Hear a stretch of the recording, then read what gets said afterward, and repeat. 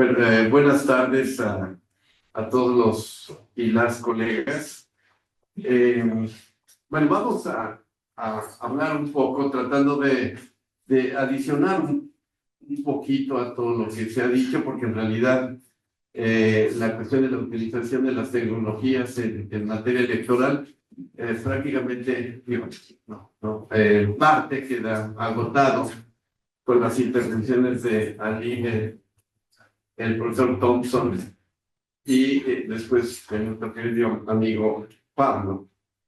Pero quiero darle quizás un elemento adicional, que es el que se refiere precisamente a todo el desarrollo tecnológico y donde desde mi perspectiva está la complejidad que existe en relación con de alguna manera, regulación de todo lo que está sucediendo en las redes. En principio, el punto de partida, lo que quiero decir, es algo que también ya conocemos. Hay un marco jurídico muy claro, muy concreto en materia de los derechos democráticos, es decir, los derechos que tenemos de transparencia, de reunión, de votar y ser votados. Y allí hay un marco jurídico internacional bastante robusto, ¿no? Empezando desde las Naciones Unidas, pasando por diferentes tratados internacionales a nivel multilateral, universal y a nivel regional, pasando por el sistema interamericano. Es decir, todo el sistema jurídico en materia de representación, en materia democrática, es bastante robusto y claro. Eso nos da, en principio me parece que es importante decir que todo este marco jurídico desemboca en varios principios, que esto hay que tenerlos muy en cuenta para después ver cómo está funcionando las redes. En principio, se habla de esos principios, la universalidad, la periodicidad en las votaciones, la libertad de los electores de que deben estar a salvo de todo tipo de cohesión física y psicológica, la cuestión de la igualdad, la que el voto debe de ser directo, es decir, que lo ejerza solamente la persona interesada, y por otra parte la secrecía. Esos son, podemos decirlo desde nuestra perspectiva de derecho internacional, son principios claves.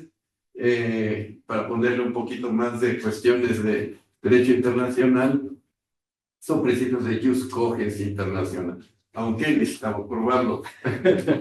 Pero eso, bueno, el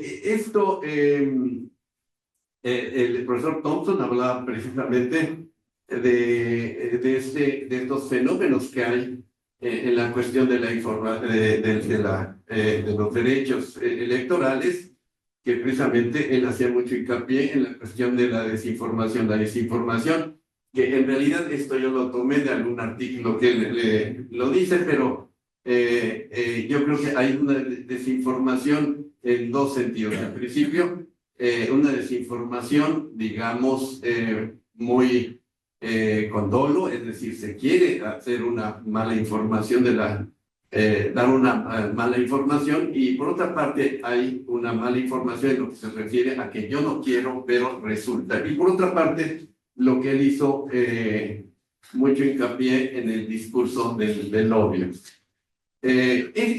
Todo esto funciona, y ahí está, y por eso hay algunos colegas que me interesaría escuchar su opinión. Todo esto funciona en tecnologías.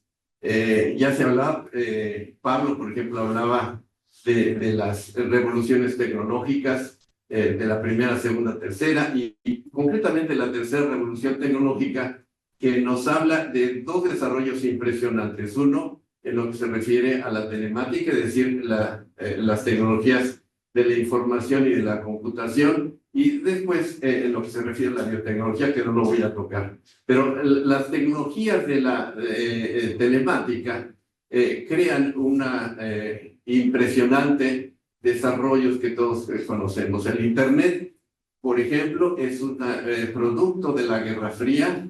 El Internet, como sabemos, aparece a finales de la década de los 60, en 1967, y aparece como un elemento de, precisamente de carácter militar, previendo un ataque nuclear y que los estados, en este caso desarrollados, y concretamente Estados Unidos, se quedaran sin posibilidad de comunicación. La creación de nódulos de comunicación les permitiría mantenerse a salvo de alguna manera en lo que se refiere a las comunicaciones. Entonces, la tecnología, el Internet, esa es nuestra primera premisa. Es un producto de la Guerra Fría, aparece en momentos especiales y en principio se empieza a diseminar. Lo que es muy interesante también, y es un elemento de carácter económico que yo quiero subrayar aquí, se empieza a desarrollar con una gran capacidad, o mejor dicho, con grandes recursos por parte del Estado, de parte de Estados Unidos. Se empiezan a crear estos nódulos de comunicación, en principio en Estados Unidos, en sectores estratégicos, y después en Europa. Para esto, lo que se tuvo que hacer es ni más ni menos que tender redes de comunicación por cable en los océanos, en principio, y después de manera terrestre. Esto es importante porque eso significa que hubo una gran cantidad de recursos del Estado que dedicaron a la construcción de la red. Posteriormente esto se amplió, se pensaba que primero serían las universidades las que estuvieran conectadas. Ahí hubo una invitación a las universidades para que tendieran su red de fibra óptica ya, y es todavía a nivel de un esfuerzo de carácter estatal con recursos de carácter público. Después, bueno, hay otra historia que también es necesario contar. Pero lo importante es que esa red de comunicación que después se abre va evolucionando. En principio es una red que se construye con la finalidad de obtener información. El Internet se consideraba como una especie digamos, de reservorio, de biblioteca que da información, pero posteriormente fue evolucionando hasta ser una red en donde hay comunicación. Y lo último, la última etapa es la que tenemos en este momento, en donde esa comunicación de carácter horizontal va rebasando las líneas, y es precisamente la red la que toma información y proporciona, de alguna manera empuja a los usuarios de las redes a que tomen una información específica. De esta manera podemos decir que la evolución de Internet se realiza de una manera impresionante, muy rápido, y de ser una red elemental, después se convierte en una red de comunicación en donde hay fuente de documentación, en donde es también un medio de comercio, una plataforma de servicios públicos y una plataforma de enseñanza, de intercambios científicos, y una plataforma de entretenimiento, cine, música, etcétera, etcétera. Esto también es muy importante, por lo que también se observa de la evolución del Internet. En principio, esta red, que insisto, es de carácter público, a partir de 1994 se privatiza. Es decir, hay esto fue un proceso que existió dentro de los Estados Unidos, concretamente Obama, Clinton lanza la idea con el vicepresidente, lanza la idea de privatizar la red. Esto finalmente se gana, y esto crea un mito bastante importante, por supuesto, que significa ni más ni menos que traslación de una riqueza creada por el mismo Estado a beneficio de las empresas privadas. Es decir, hay una privatización de fondos públicos de manera impresionante, ¿no? Ahora bien, hasta ahí dejamos, y esto me parece que es importante mencionarlo, porque ¿cómo funciona el Internet? El Internet, y allí nos conectamos con la cuestión que ayer se planteaba por Walter. La Internet originalmente no tiene una regulación. Yo recuerdo en la década de los 90, me dedico a la cuestión de la propiedad intelectual también. Hubo una reunión organizada por la Organización Mundial de la Propiedad Intelectual con la finalidad de ver qué es lo que se hacía con los nombres de dominio, que ya en Internet estaba pisándole el callo, por decirlo de alguna manera, a las marcas comerciales, ¿no? Entonces, ¿qué es lo que se hacía? Hubo muchos en esa reunión que se celebra por la OMPI en la Ciudad de México. La corriente era de que vamos a hacer un tratado internacional, pero hubo una reacción muy fuerte en el sentido de que no vamos a regularizar algo que es de los ciudadanos. Es la red, la comunicación por la red es un bien de carácter público y no lo vamos a meter al Estado. Ese fue digamos, la intención original.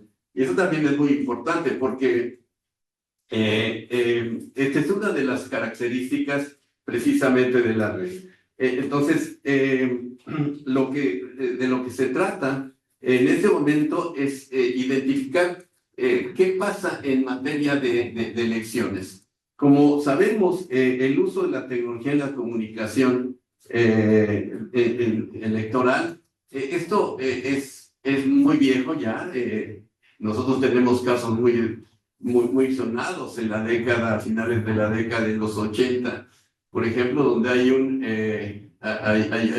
fraude en las elecciones porque de repente se viene abajo el sistema y supuestamente el candidato más fuerte de izquierda pierde porque se cayeron las redes. Es decir, la red desde hace muchos años, no solamente en México, sino en toda América Latina se ha venido utilizando.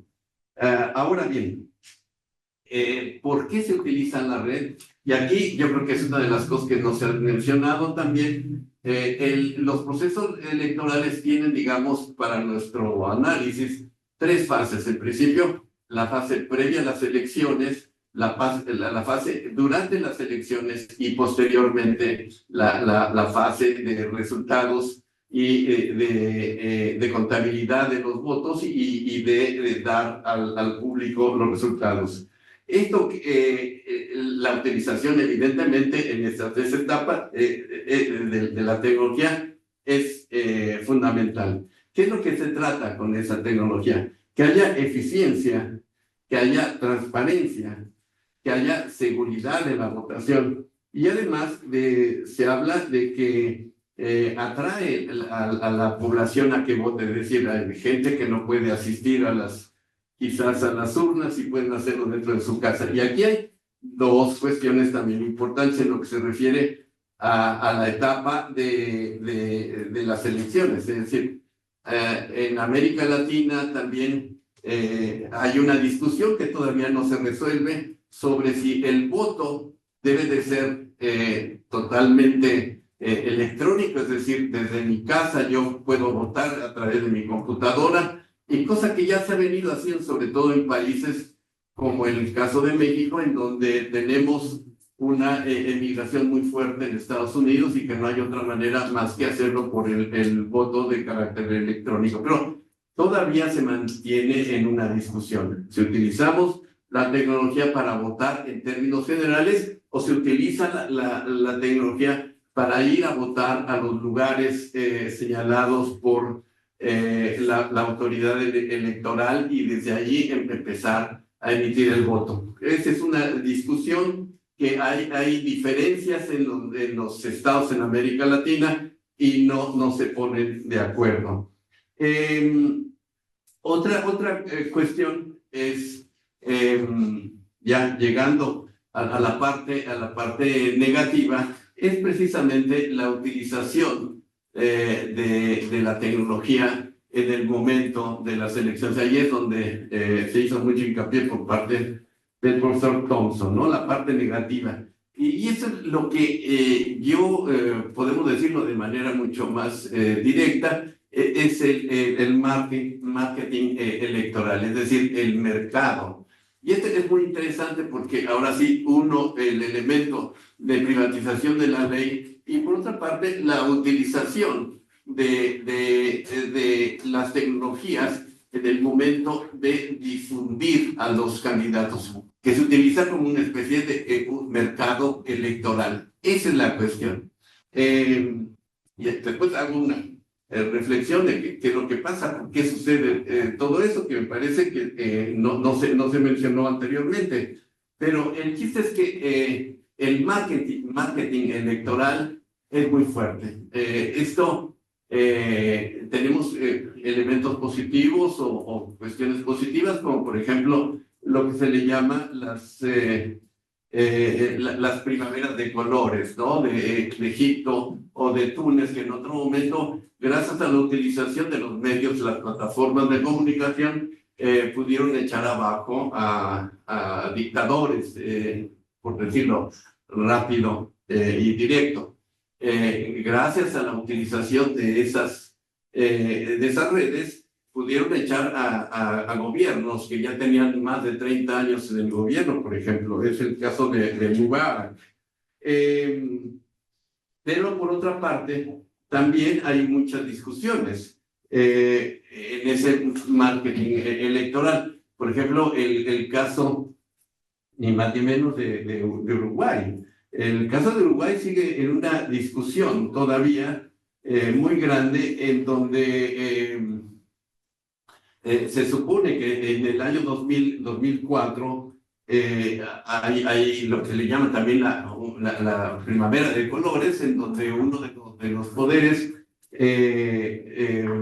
o mejor dicho, de los gobiernos, tiene que retirarse en virtud de la movilidad social que hay a través de las líneas de las plataformas.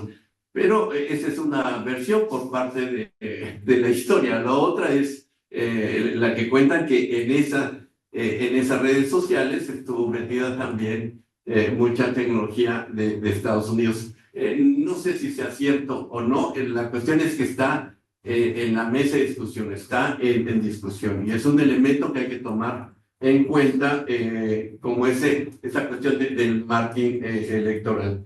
Y hay otras cuestiones de patologías que también son muy evidentes y muy conocidas. Ustedes saben muy bien el caso de Cambridge Analytica, en donde una empresa de servicios digitales, precisamente en el año 2006, haciendo proselitismo a favor de Donald Trump, lo que hizo fue, a petición de uno de sus asesores, de Bannon, y lo que hizo fue precisamente ir capturando la información de posibles electores a favor de Trump. Esto va en contra de los principios que hablábamos, que decíamos que era de Montesquieu, es decir, la libertad de la expresión del voto. Y eso es una de las cuestiones que se ponen en consideración. Recuerden ustedes, Cambridge Analytica, después de esto, después de que se descubre, se viene en bancarrota, y por otra parte también se le acusó de haber manipulado el voto en el Brexit en la Gran Bretaña, aunque después los tribunales lo exoneraron. Pero ahí está el fenómeno, ¿no? Hay que tomar en cuenta también que Cambridge Analytica, si bien desaparece, no es lo único que existe en términos. ¿Estoy bien? No voy a poner diapositivas porque hay que apurar aquí. En términos de empresas que en ese momento están buscando precisamente un mercado. Hay que mencionar que todo eso se hace dentro de las plataformas. Esa es otra de las cuestiones que se veían ayer. Por ejemplo, ¿cuál es el derecho que tienen, que regulan las plataformas? Es interesantísimo el fenómeno, viendo, si me creen ustedes, que a partir de 1994 empieza la privatización, se crean las grandes plataformas de información, fundamentalmente las que conocemos, Google, TikTok, Facebook, etcétera, etcétera. Bien, ¿cómo se regulan? ¿Cómo se regulan? Esta es una de las cosas que ayer tocaba nuestro amigo Walter, en principio. ¿Cómo se regulan?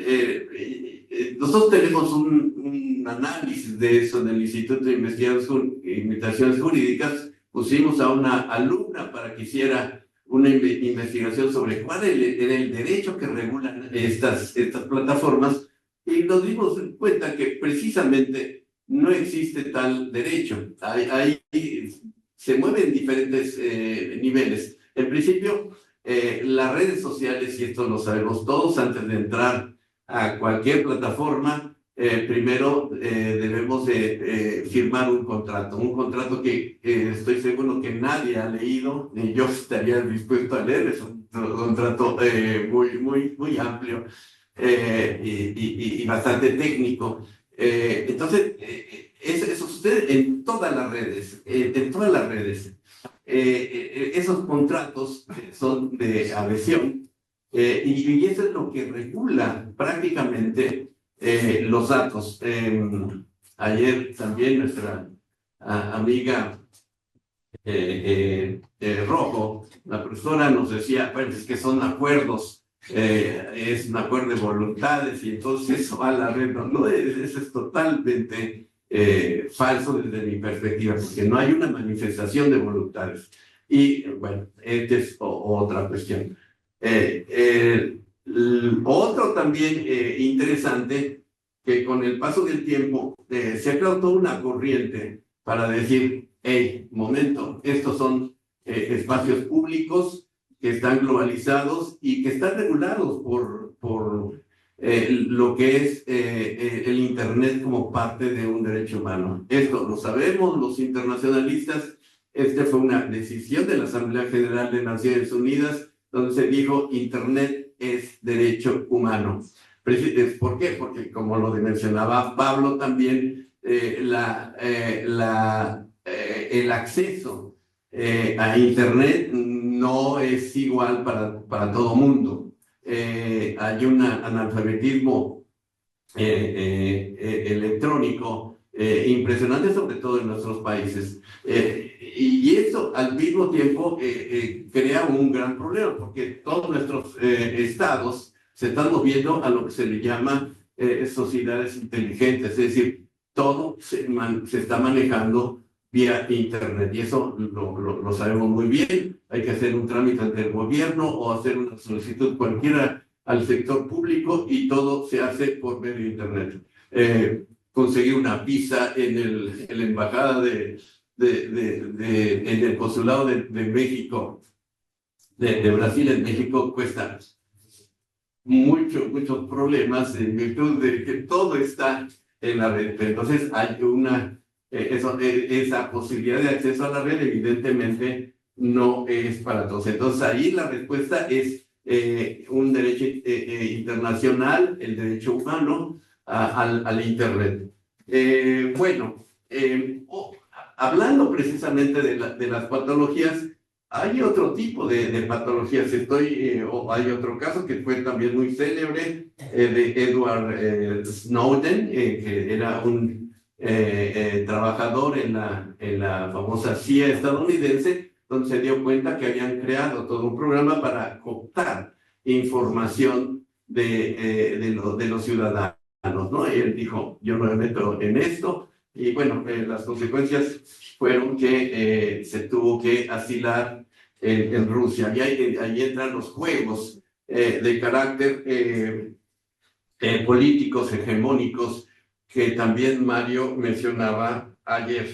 Bien, el otro caso es, también ustedes lo conocen, el de Wikileaks. Ese es un caso bastante interesante, porque Ayer Mario, por ejemplo, se refería a la diplomacia digital, y la diplomacia digital, el derecho internacional diplomático de la Convención de Viena sobre Relaciones Consulares de 1961, se viene para abajo precisamente con Assange, cuando se mete en las redes de los principales gobiernos de Europa y de Estados Unidos y da la información que era impresionante. Ahí, por una parte, unos dicen es un héroe de la comunicación y por otro dicen, hey, es un hacker. Esto pone en cuestionamiento el sistema a lo que ha derivado, ¿no? Ahora bien, ¿qué pasa? ¿Cómo se puede regular? Este es un hueso duro de roer. ¿Cómo regulamos eso? Yo había pensado, pero ahora veo que es muy corta mi propuesta, es que durante un tiempo, tomando en cuenta, por ejemplo, recuerden ustedes en la guerra contra en Naciones Unidas creó una red, o mejor dicho, un comité en contra del terrorismo en el Consejo de Seguridad de Naciones Unidas que trataba o que trata, porque todavía existe, de identificar a los supuestos terroristas y aislarlos económicamente. Es decir, hay con decisiones del Consejo de Seguridad a los bancos, a Mohamed Becerra, por ejemplo, le quitan todos sus billones de pesos del banco porque está en una lista del comité del Consejo de Seguridad. Esto causó una serie de casos a nivel internacional, sobre todo en Europa, en donde Mohamed Becerra decía, no, pues hay un agente que es que debe ser mi primo, pero no soy yo. Y entonces se decide definitivamente reparar el asunto desde el punto de vista económico y judicial. Pero a partir de eso, entonces se crea un ombudsman. En ese caso, la primera titular era una mujer, entonces era una ombudswoman que se encargaba precisamente de conocer de esos casos fallidos. Yo creo que en principio pensaría que en la red debe de existir un ombudsperson, es decir, alguien que estuviera monitoreando, porque una de las cosas que hemos visto en estos días es que se olvida definitivamente del usuario de la red. Todo es una disposición de carácter jurídico en donde se entroniza, se autoriza al Estado a actuar en consecuencia, pero ¿dónde está el ciudadano que al final de cuentas es el que utiliza las redes y tiene esa problemática? Otra cuestión que es un poquito más complicada, pero que plantea este libro, que es Internet para la gente de Ben Tarnow, que es un experto en cuestiones de Internet, que analiza el surgimiento de la red y el funcionamiento en términos generales. Lo que él plantea es, señores, vamos a regresar a los orígenes de Internet, es decir, quitemos las plataformas a estas big companies y hagamos Internet de carácter social. Esto, a ver, ¿cómo se realizaría? Lo que plantea Tardes es crear un Internet de carácter ciudadano, en donde hubiera cooperativas que se pusieran a crear o recrear nuevamente redes ciudadanas de Internet. Y él lo muestra con varios ejemplos que a mí me parece que es un poquito complicado, pero el meollo del asunto, creo, es precisamente el dominio de las grandes empresas transnacionales que se refieren a ese control que tienen de la red en todos los sentidos, en la comercialización, en el manejo, en la regulación de la red. ¿Cómo resolvemos eso? Yo creo que eso lo veríamos en el siguiente en el siguiente seminario, pero hay que ir al cerro en este momento.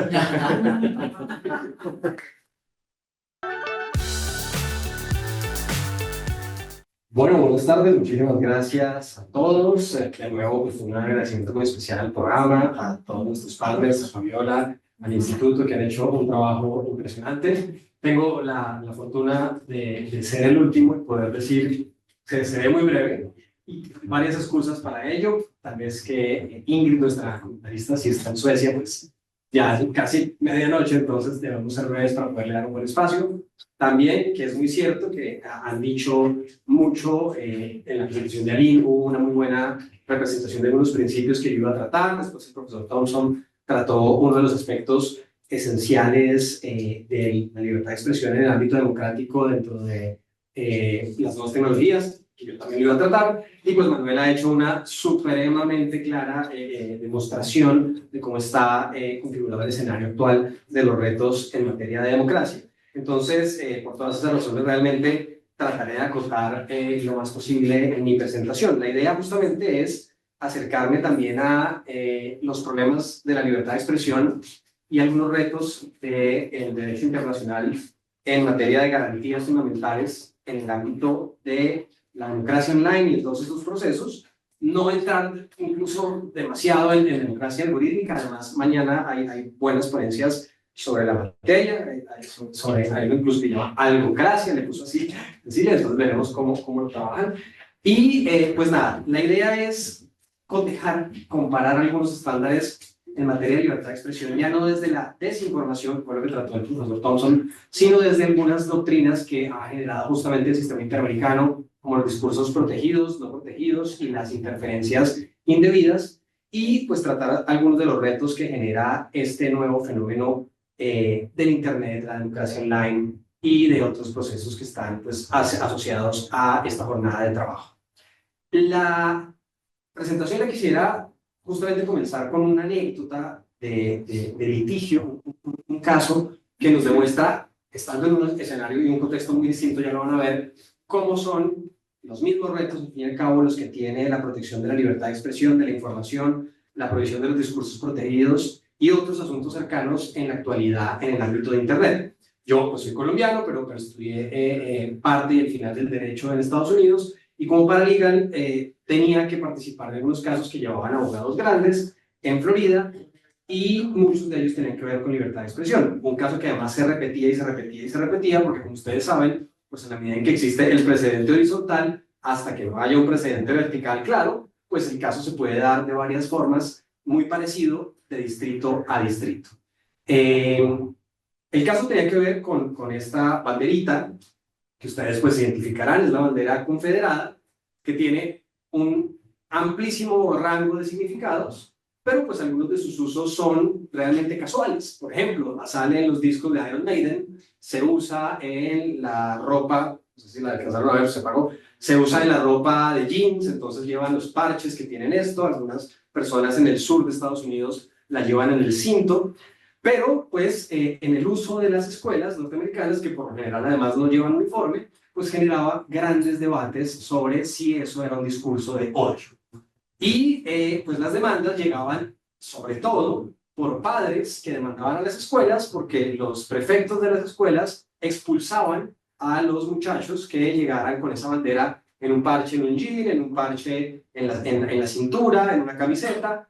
Y pues la única legislación aplicable, como ustedes bien lo saben, era la grandísima enmienda de Estados Unidos sobre el Freedom of Speech, que realmente es una enmienda bastante compleja porque no regula en realidad, solamente declara que hay un Freedom of Speech, y pues como ustedes bien conocen, el sistema federal, pues no hay una regulación particular y extensa sobre los alcances de la libertad de expresión. Total, y a lo que voy para enlazar con lo que les quiero contar, es que la decisión sobre si eso era una violación de la libertad de expresión, prohibirla, o si el uso de la bandera confederada en la ropa era un crimen de odio, pues porque por supuesto es la bandera de los esclavistas en la guerra civil y es la bandera que enarbolaban para reivindicar la esclavitud contra los esclavos afroamericanos en la época. La decisión del juez en los distintos distritos federales, que además solo aplicaba la Constitución, dependía de algo que ellos llamaban, y que para mí era obviamente absolutamente esotérico de entender, una persona pues, que además está pensando el mundo en el derecho civil romano continental, que quieres un código que me diga si está prohibido o no, dependía de algo que ellos llamaban el test de escrutinio, un test de strict scrutiny, escrutinio estricto. Y el juez ponía por escrito la siguiente lógica, decía, si en esa escuela ha habido enfrentamientos entre estudiantes blancos y afroamericanos, está prohibida porque va a ser entendida como un símbolo de odio. Si en ese barrio se han afectado a familias afroamericanas por parte de grupos racistas, está prohibida esa escuela. Si en cambio en la escuela en la que la usen, si en una escuela expulsaron a un estudiante, pero la mayoría, y fíjense, para uno este criterio es absolutamente desquiciado, si la mayoría de los estudiantes de la escuela donde fue expulsado el estudiante por usarla, si la mayoría son blancos y no ha habido golpes, maltratos a una población minoritaria, está permitida porque se entiende que la está utilizando esa comunidad solo para un uso cultural, histórico o musical. Entonces, fíjense esa indeterminación de los patrones de lo que puede ser un discurso de odio o no. Eso es lo que estamos tratando de enfrentar ahora en el derecho internacional cuando analizamos la libertad de expresión y los discursos protegidos y permitidos en Internet. Con justamente lo que muchos autores han detectado, y es que lo que ocurre con el discurso de odio en Internet no es que sea nuevo, sino que más actores pueden tener mayor impacto que antes. Antes, para que existiera un discurso de odio eficaz, pues tenía que haber un loco en un partido nazi que tuviera una cantidad de seguidores y una plataforma política. Ahora cualquier persona con un clic puede llegar a muchas personas con un discurso de odio. Entonces, en ese contexto, pues la idea es retomar algunas interpretaciones y algunas normas básicas del sistema interamericano que, aunque estén construidas en otros contextos, siguen siendo plenamente aplicables a el sistema, a la democracia online y a la expresión de ideas políticas o de otro tipo en línea. Creo que el artículo 13 de la Convención Americana, con muchas críticas que ha tenido en algunos casos y con muchas dificultades de interpretación, sigue siendo muy útil para entender lo que es, en el mundo de la democracia algorítmica, el derecho a la libertad de expresión. Y creo que la ventaja que tiene es que, por más que se ha debatido su alcance, y todos conocen los casos de la última tentación de Cristo, el caso Ulloa, el caso de Paraguay que presentaba el profesor anteriormente, el artículo alcanza a ser lo que uno necesita en un sistema de democracia digital. Establece algunos linderos para saber cuáles discursos son protegidos, es decir, cuáles discursos deberían ser protegidos por el Estado y frente a ellos generar la menor cantidad de limitaciones. El mismo artículo 13 también habla de cuál es el threshold, el umbral de la censura, y más o menos trata de adelantar una idea de que la censura previa está absolutamente prohibida salvo para proteger los derechos de los niños. Y también habla de cuáles discursos estrictamente no están protegidos, lo que llamamos técnicamente discursos no protegidos, a pesar de que se les asocie uno a uno con los discursos de odio. En ese contexto, entonces, pues es cierto que frente a los discursos no protegidos, el Estado sí tiene una serie de deberes, pero que se deben encaminar y se deben realizar con algunos grados. Por ejemplo, una de las grandes preocupaciones frente a la actuación frente a discursos no protegidos es si la sanción siempre debe ser penal o si la sanción debe ser cercana a la censura previa, y si además el tipo de control que se establece frente a quién dirige o no dirige la vigilancia de los discursos no protegidos debe ser siempre estatal o puede ser delegada. Esas preocupaciones existen hoy en el Internet. Fíjense cómo, por ejemplo, tenemos la dificultad de que en Internet una agencia es la que hace como ese primer tamizaje de qué es un discurso protegido, qué es un discurso no protegido, y aplica estas muchas veces molestas censuras que ven ustedes cuando postean algo, al fenómeno de que, por ejemplo, en Facebook, no sé si han notado que hay una tendencia, y es que uno puede querer hacer un post contra el suicidio.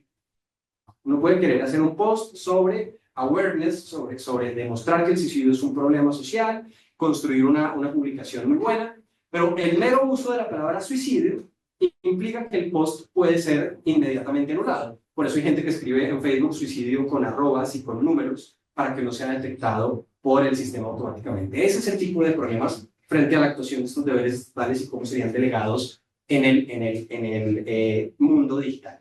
Ahora, desde el mismo punto de vista, hay una dificultad importante para saber cuál es la plena aplicación del artículo 13 a la situación de la censura previa, y es que como buen dilema de derecho internacional, y esto le pasa a todos los regímenes de derecho internacional, pareciera que la Convención Americana dice dos cosas distintas en dos idiomas. Si ustedes cotejan la versión en español del artículo 13.5 de la Convención Americana con la versión en inglés, se van a dar cuenta que el texto al final dice cosas opuestas.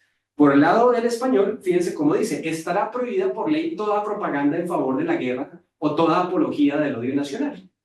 Una prohibición por ley de un determinado discurso es una censura, y pues si está prohibido previamente es censura previa y no está mal.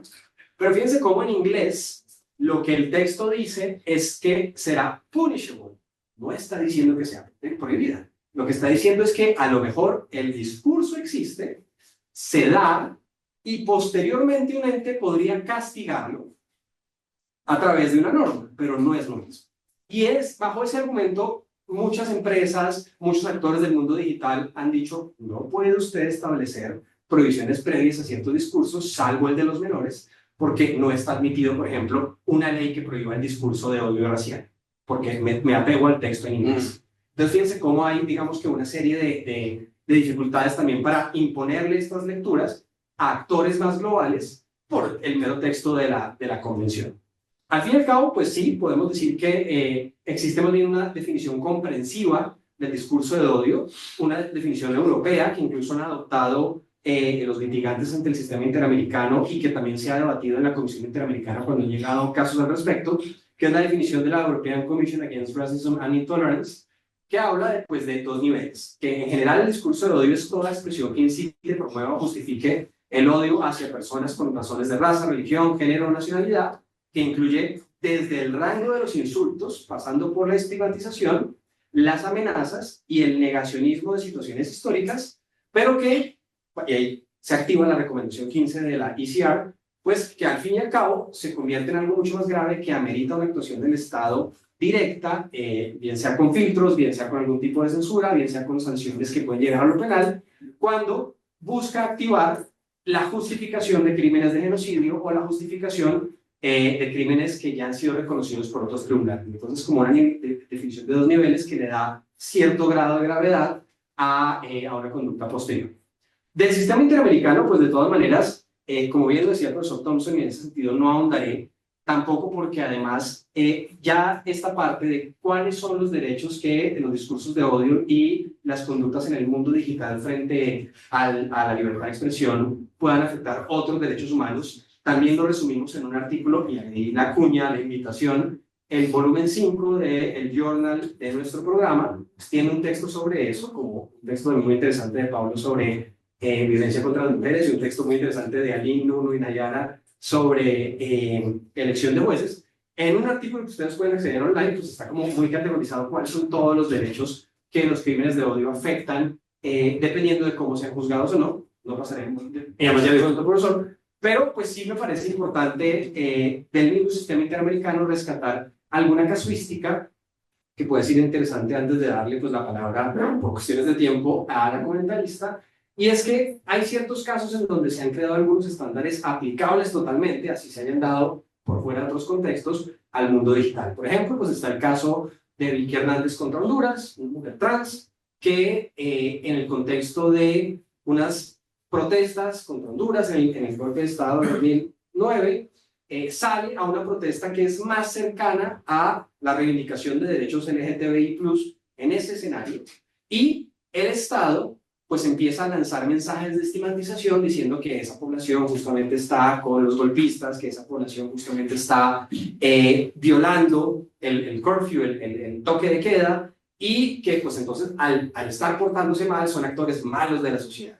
Y ese mensaje, pues sin ser necesariamente directo a su condición, pues los criminaliza, los categoriza en un contexto concreto como personas que el otro lado de la contienda podría atacar, y esta mujer termina pues en una situación de primero desaparición, después es como más o menos entregada a ciertas fuerzas del orden para llevar a ser ejecutada extrajudicialmente. Lo que dice la Corte ahí es que pues esa creación de un escenario de estigmatización para evitar una situación política posterior, para defender una contienda política, pero que estigmatiza y que genera consecuencias indeseadas y no necesariamente directamente ordenadas por el Estado, amerita pues mayores refuerzos de protección a la libertad de expresión y además pues influye directamente en escenarios políticos. Asimismo, vamos a saltar acá un poquito, pues todos conocen muy bien el caso Olmedo Bustos, sobre el cual quedaría esta duda de si en esa paradigmática y triste diferencia de textos entre la versión inglesa y la versión en español de la Convención, uno sí puede aceptar entonces que la Convención no tiene una prohibición expresa de la censura previa a discursos que inciten a la guerra, a la discriminación racial o al genocidio. Realmente, si uno pues, se apega solo a ese caso, encontraría el parágrafo exacto que habla de que pues, el sistema interamericano es muy precavido con la censura previa, a punto de, ustedes lo conocerán, son chilenos mejor que yo la mayoría, pues solamente aplica para casos de protección de menores, pero al fin y al cabo, pues idealmente en el ámbito de Internet, con esa función original que tú mencionabas de libertad, de un espacio común, que un espacio para la cooperación, pues es cierto que la censura previa es muy difícil de controlar por parte del Estado y el peligro sería quien controla esos escenarios donde hay una leve censura previa para ciertos temas que son particularmente delicados y quién les hace un control jurisdiccional a ellos.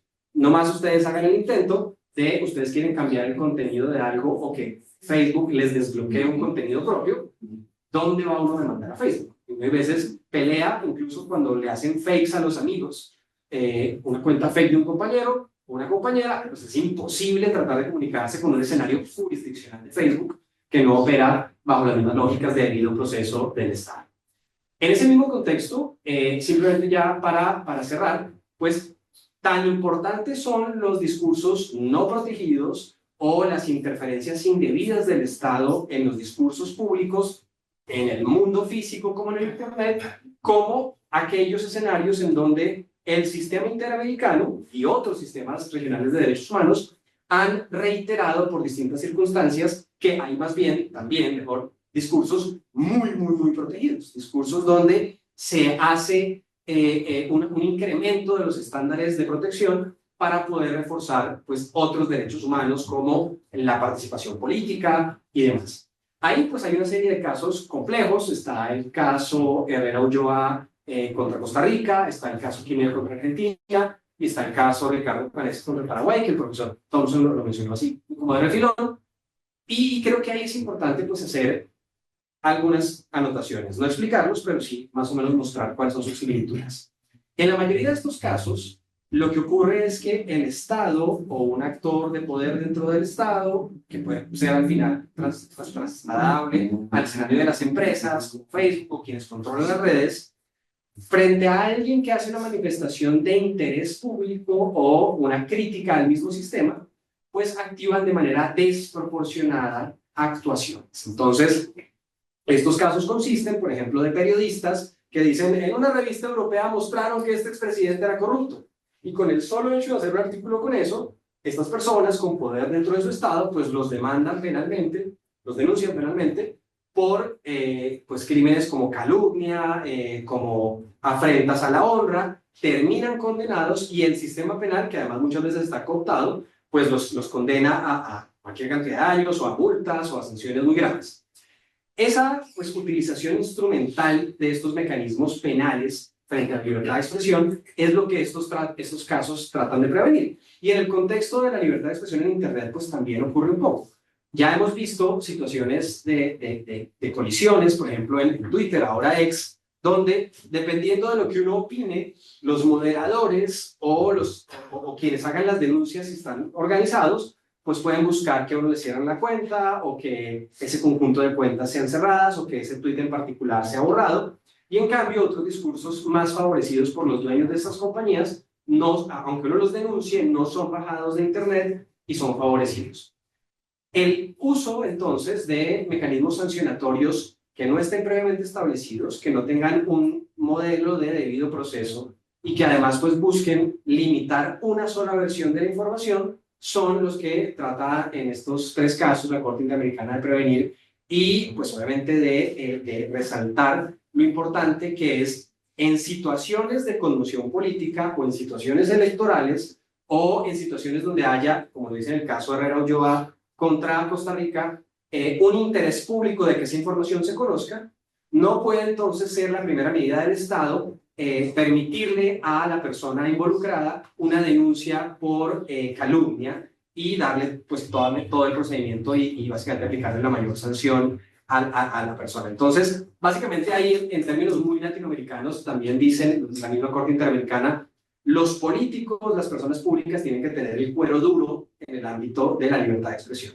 porque son personas que están gobernadas por un régimen distinto de interés público y cualquier crítica no la pueden convertir como en un delito de insulto, como si yo ahorita me insultara con Manuel y me denunciara. Es una relación privada donde no hay un interés esencial en el buen nombre, que siempre está muy bien de Manuel, pero aquí pues entonces sí hay un threshold mucho más alto en donde uno puede incluso opinar muy negativamente de una persona en Internet y eso estaría protegido como esa categoría especial de discursos protegidos de la que no se habla mucho.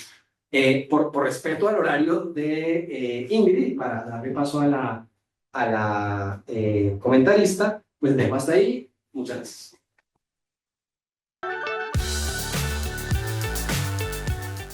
Bueno, muchas gracias por la invitación. Fue un placer escucharlas hasta ahora.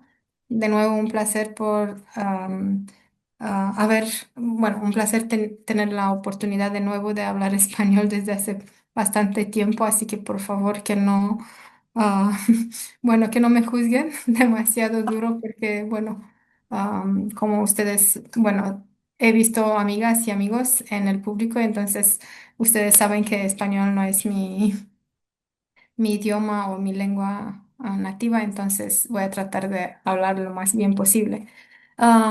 Me encantaron los comentarios, me parece que es un tema y me alegra mucho ver que este tema se mantiene de interés, aunque a veces yo tengo la tendencia de decir que hasta me siento un poco enferma cuando tengo que hablar de desinformación y todas las cosas que suceden en el ámbito de la comunicación digital, pero no solamente de comunicación. Me parece am, muy bien que han tomado este tema desde una perspectiva más amplia. No solamente hablamos de comunicación digital, sino hablamos de digitalización de los procesos democráticos y el impacto en general.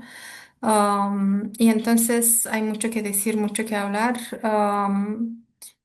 Me encantaron las temas que han presentado hasta ahora porque se mantienen en una realidad que realmente se está cambiando de un día a otra.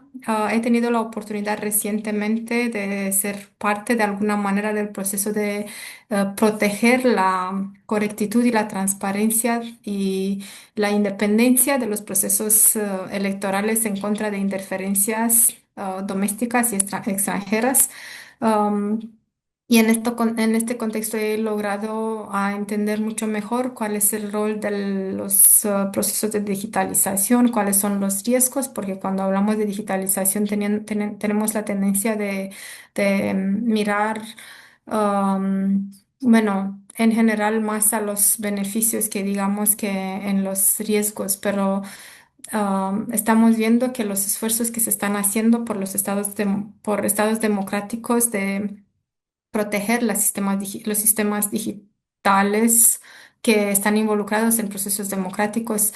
El esfuerzo es con cada proceso electoral más amplio, más difícil, um, porque también los actores malintencionados tienen que digamos mejores recursos. Si juzgamos por la situación y por el contexto internacional actual, tenemos que también estamos viendo que los incentivos, si digo bien, son también más grandes. Hablamos de conflictos, de guerras en diferentes partes del mundo y entonces los actores de todos lados quieren hacer todo para que sus influencias ayudan en las acciones cinéticas que digamos en la Tierra.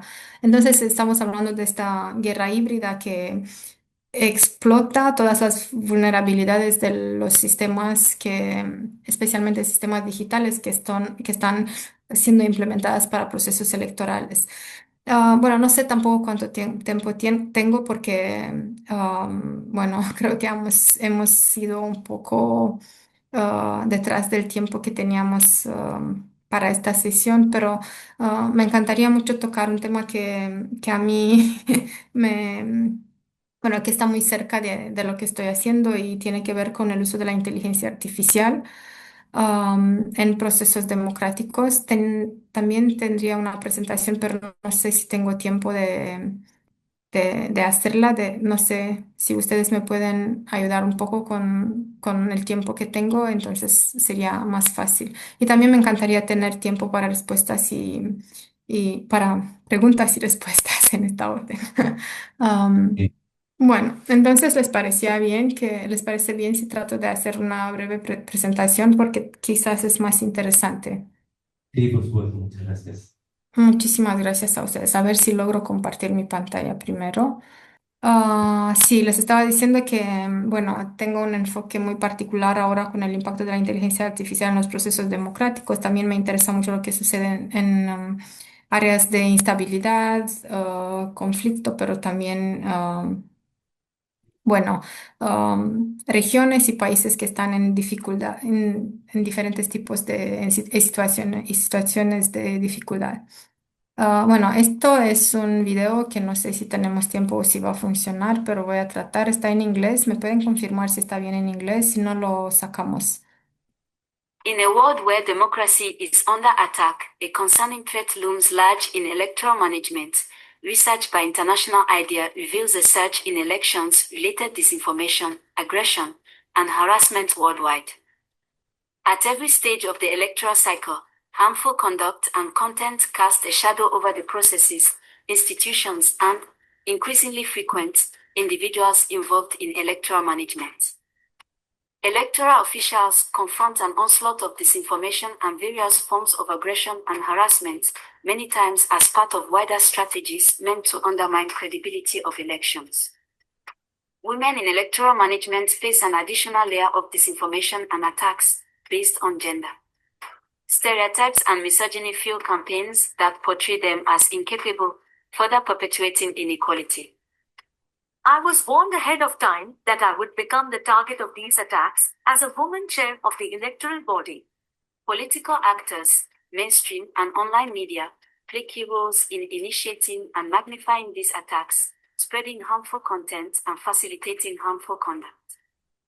From baseless accusations propagated through biased news sources to relentless social media harassment and targeted intimidation, these acts erode the foundations of trust and stability in the democratic systems.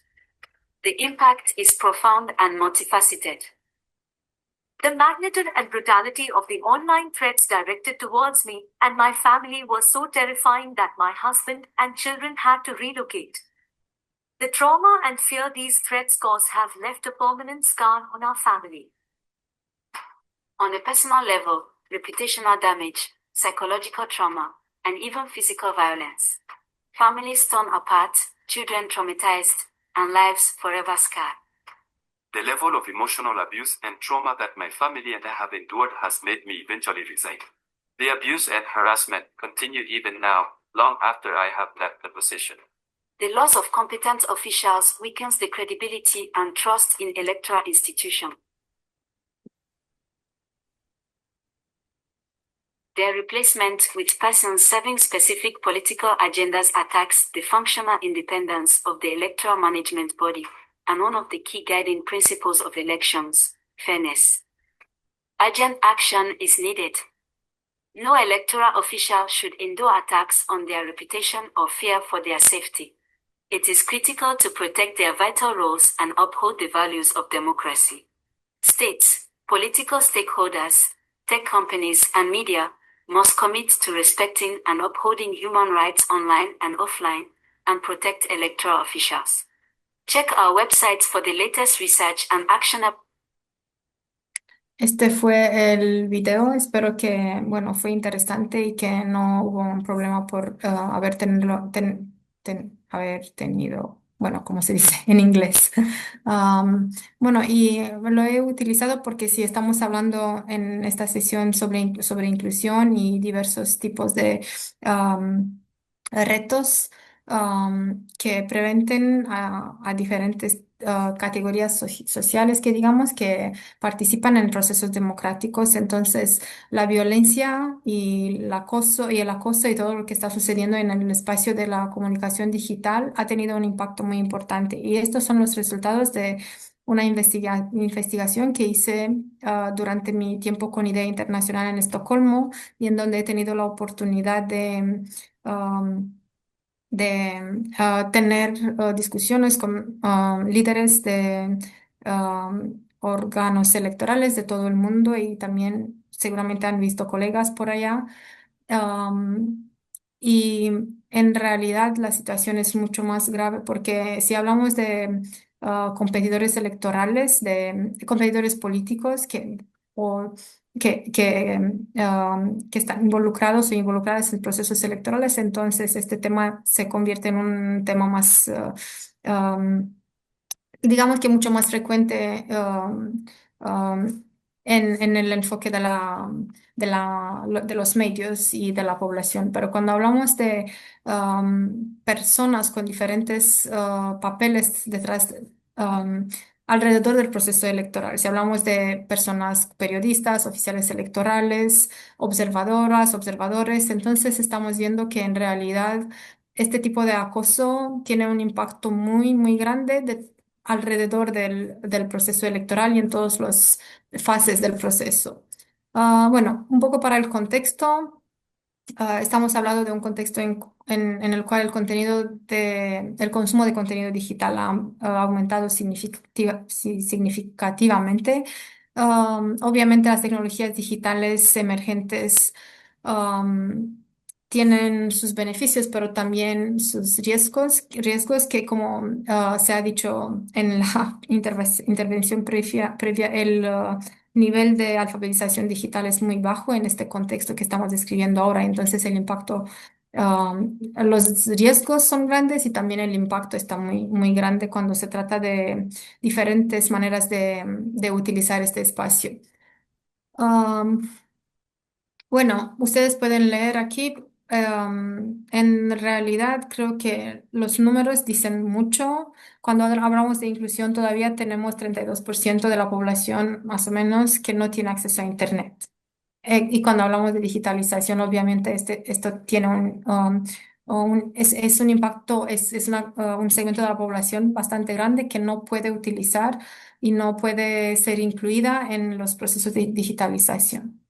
Um, Así que es bastante importante. Bueno, no voy a insistir mucho en estos slides porque creo que ya han pasado los 5 minutos que tenía y también la investigación es de 2023, si no me equivoco.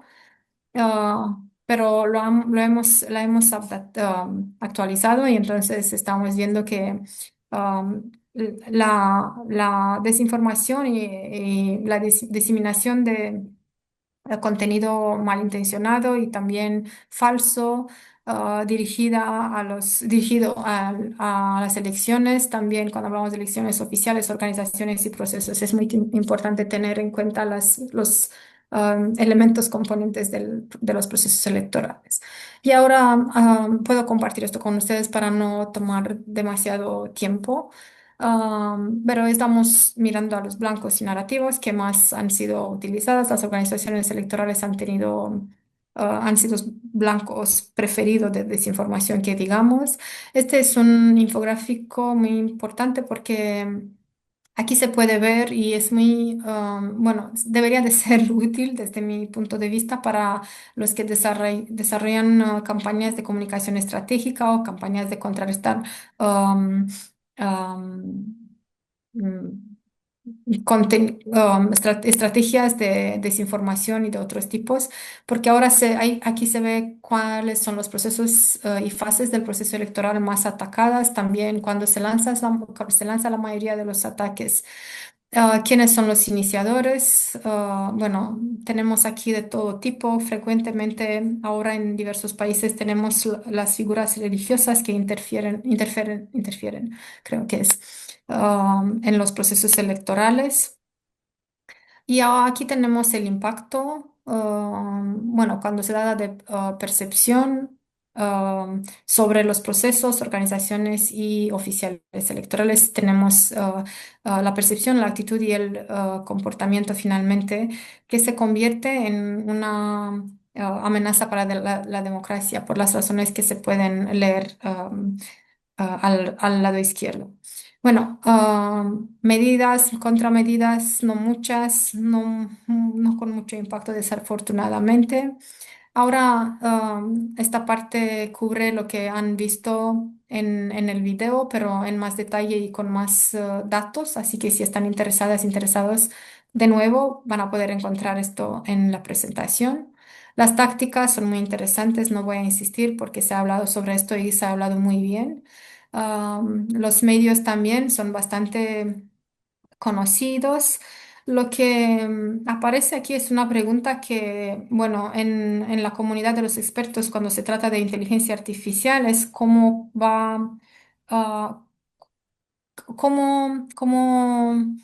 se va a ver como comunicación o vamos a comunicar en 2, 3 años en el futuro, no muy, bueno, en el próximo futuro, que digamos así, teniendo en cuenta la inteligencia artificial. Bueno, hablando de anécdotas, ya tengo un amigo, una amiga en realidad, que me escribe utilizando la inteligencia artificial en WhatsApp.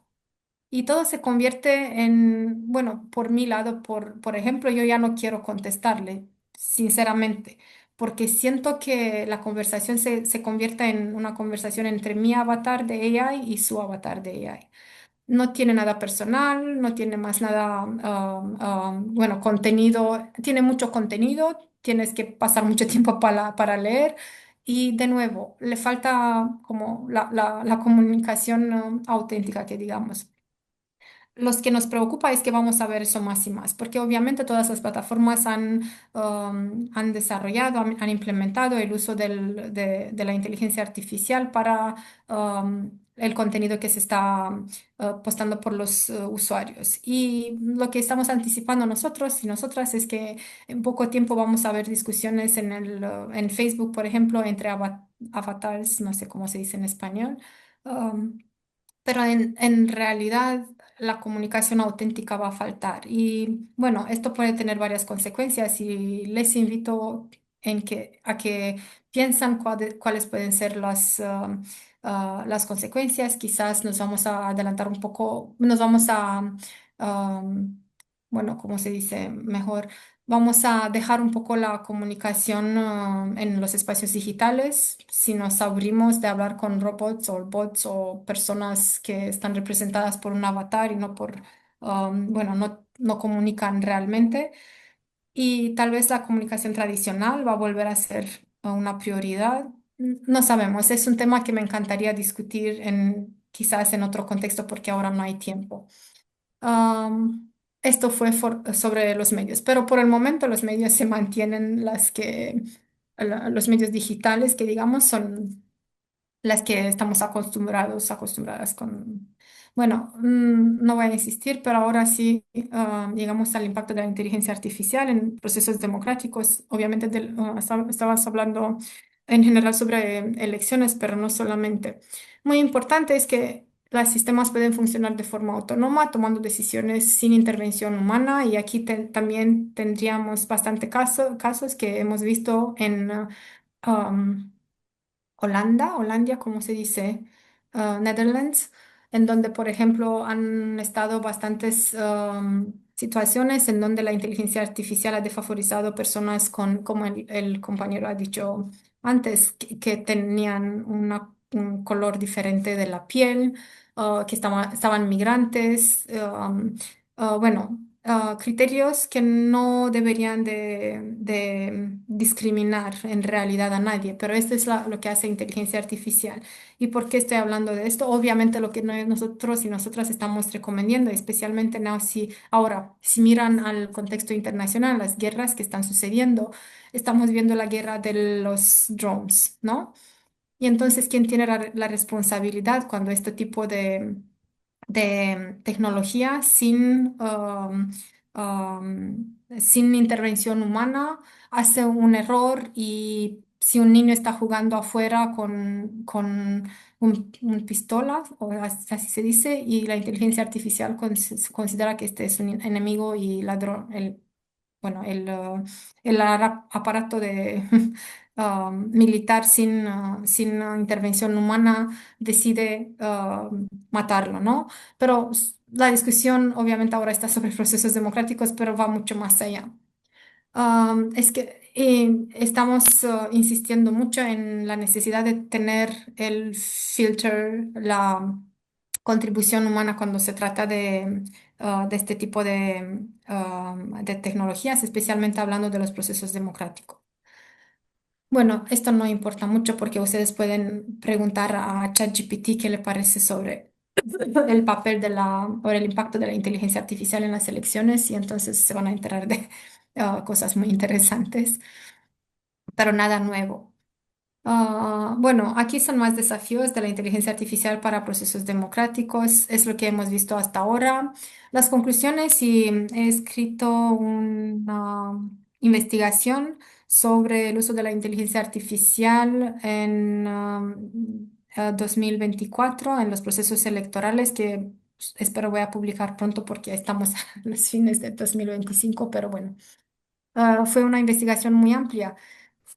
Y lo que hemos visto es que la mayoría de los investigadores, de los expertos y las expertas han dicho que el impacto de la inteligencia artificial no fue muy grande en procesos electorales, pero lo que hemos visto es que el mayor impacto fue inundar los espacios de comunicación con contenido generado por la inteligencia artificial, sea visual o contenido en formato escrito lo que ha hecho que la ciudadanía dude aún más sobre las fuentes de información, el valor de si es verdad o no algún tipo de información, y entonces eso fue muy problemático y con impacto realmente.